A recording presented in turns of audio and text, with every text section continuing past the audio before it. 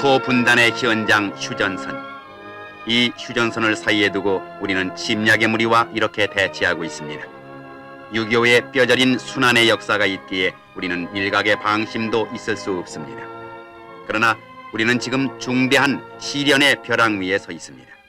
경제는 불황에 빠지고 따라서 실업자는 급증하고 노사 간의 분규, 학생들의 소요 등으로 사회는 안정을 잃고 있습니다. 교내에서 시위를 계속하던 학생들이 거리로 뛰쳐나왔습니다. 계엄하에서 더욱이 국가 원수가 외국 순방 중인 때의 말입니다. 학원의 자율화를 허용하고 면학 분위기 조성에 최선을 다해온 정부 당국의 호소에도 불구하고 날이 갈수록 데모는 과열해지고 급기야 이렇게 거리로 나와 혼란을 빚고 있습니다.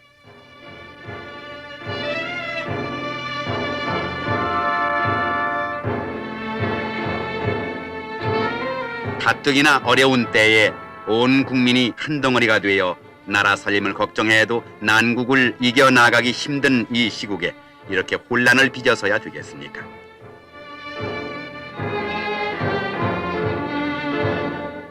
혼란을 막으려는 경찰에게 돌을 던지고 심지어 차를 굴려 사람을 상하게까지 하면서 어떻게 하자는 겁니까? 예정을 앞당겨 귀국한 최규하 대통령은 나라의 안전을 위해 5월 18일 자정을 기해서 전국 일원의 비상계엄을 확대 선포하고 전국 대학에 휴교령을 내렸으며 내각을 개편했습니다. 그리고 계엄사령관은 18일 1시를 기해 포고령 제10호를 발표했습니다. 그런데도 광주에서는 이날 또 참으로 엄청난 사태가 벌어졌습니다. 학생들의 데모로 시작된 소요는 난동으로 변하고 급기야 인구 80만의 광주시는 치안 부재의 도시가 되었습니다. 명분으로 내세운 민주화나 정치 발전은 이렇게 해서 얻어지는 것은 아니지 않습니까? 아무리 그 주장이 옳다고 해도 추구하는 방법이 이치에 어긋난다면 그 주장의 정당성마저 그르치고 맙니다. 혼란은 적의 침공을 자초합니다. 내부의 혼란이 국력을 소모해서 끝내 멸망하고 만 월남의 최후에서 우리는 그것을 보지 않았습니까? 전쟁의 와중에서도 데모로 해가 뜨고 데모로 해가 지던 월남. 월남 사람들은 전쟁은 남의 나라 군대에 맡겨놓고 자유만을 외치다가 자멸하고 말았습니다. 군사력이 열세였던 것도 아니요 물자가 모자랐던 것도 아닙니다. 월남의 군인들은 혼란만을 일삼는 국민들을 뒤에 두고 싸울 용기를 잃었기 때문입니다. 자유를 외치다가 그 자유마저 잃고만 월남 사람들. 공산치하의 학정에 못 이겨 탈출해 나왔지만은 그들의 설당은 이 지구상엔 없습니다. 그들은 이렇게 표류해가며 후회를 되풀이하지만 이미 때는 늦었습니다.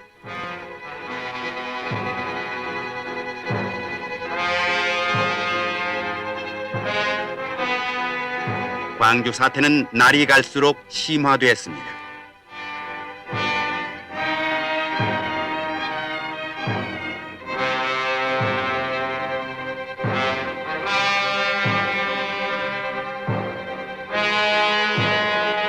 공공건물에 불을 지르고 무기고를 습격해서 무기를 탈취하고 방위산업체를 습격해 군장비를 탈취하고 불타는 건물이 누구의 재산이며 탈취한 무기와 장갑차는 누구와 싸울 무기입니까?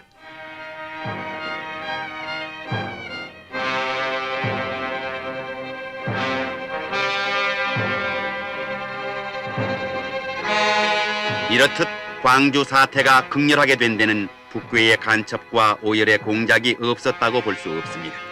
광주 침투를 노리다가 서울에서 체포된 남파 간첩 이창용으로 미루어 보아 이를 짐작케 합니다.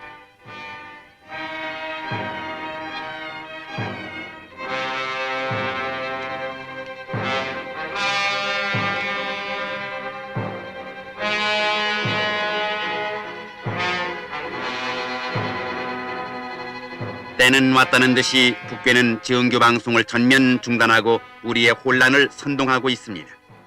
여기 평양 방송을 통해서 발악하는 선동 구호를 들어봅니다. 생명의 권리와 민주주의를 위한 남조선 인민들과 청년 학생들이 정의의 애국적 투쟁을 적극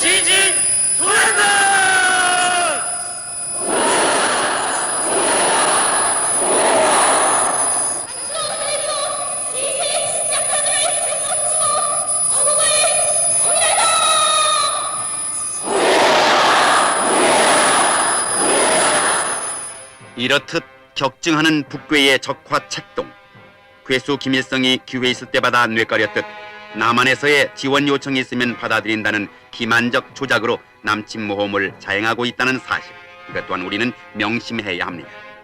우리 사회의 혼란, 이런 양상이야말로 북의 무리가 노리고 있는 통일 전략의 연출 무대, 바로 그것입니다.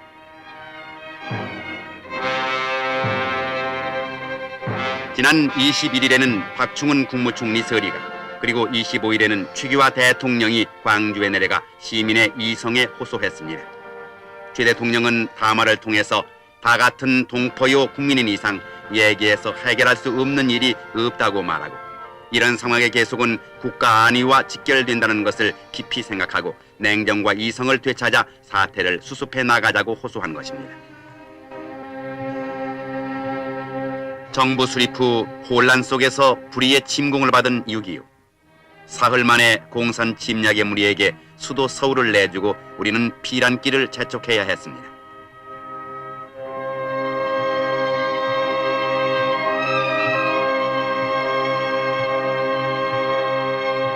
아비규환의 피란길, 죽기보다 힘들던 피란 생활, 어버이를 잃은 아이들이 그 얼마며 먹지 못해 죽어간 사람이 그 얼마였습니까? 그동안에 공산 치하에서 학살당한 사람 또한 그 얼마나 많았습니까?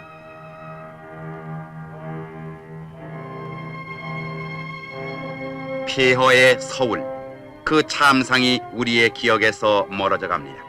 피땀으로 쌓아올린 오늘의 조국을 다시 폐허로 만드시렵니까? 이 엄청난 비극을 결코 되풀이할 수는 없습니다. 지금 우리에겐 숱한 어려움이 가로놓여 있습니다. 화합과 단결로 안정을 이룩하는 것만이 이 난국을 극복하는 길이요, 우리가 사는 길입니다.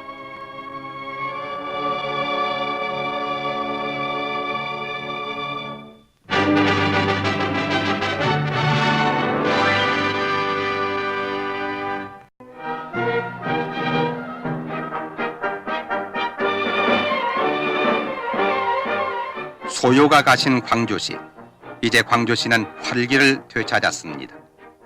지난 6월 1일 대한뉴스는 광주시의 하루 모습을 카메라에 담아보았습니다. 아침 일찍이 학생들이 나와 골목길을 청소하고 있었으며,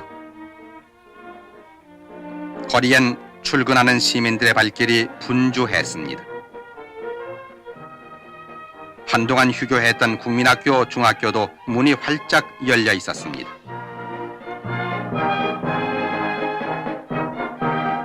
모든 관공서는 정상 근무에 들어갔고, 도청에 마련된 비상복구대책위원회는 피해 상황 조사와 복구대책 마련에 여념이 없었습니다. 불에 탄 건물은 철거되고 파괴된 건물과 시설이 수리되고 있었습니다.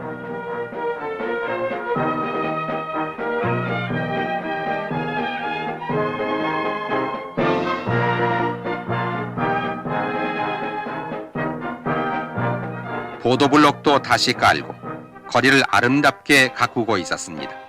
이 모습에서 보다 빠른 치유를 바라는 광주 시민들의 마음이 하나가 돼 있음을 읽을 수 있었습니다.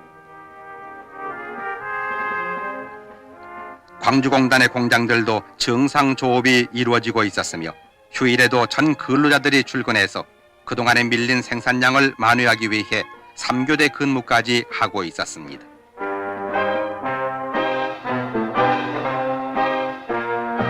만연되기 쉬운 질병에 대비해서 약재를 살포하는 광경도 보였습니다.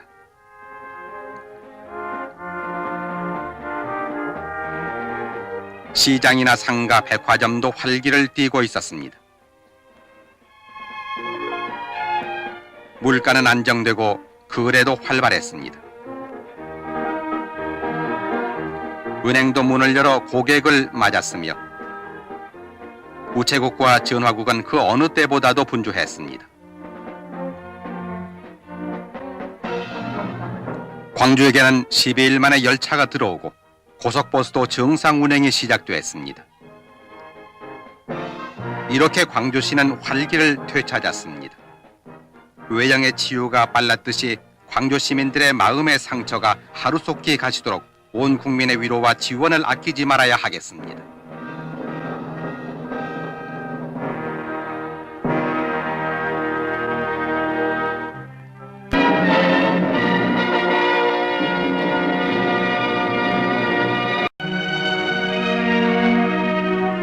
정부는 광주 사태 치유책을 발표하고 이 사태가 민주화를 위한 노력의 하나였다고 규정했습니다. 정부 대변인 정한모 문화공부부 장관이 밝힌 이 발표문에서 정부는 이 같은 사태가 발생한 데 대해 유감의 뜻을 나타내고 망월동 묘지의 공원화와 의령탑 건립 그리고 피해자들에 대한 신속하고 성실한 보상으로 위해 민간기구를 설치하겠다고 밝혔습니다.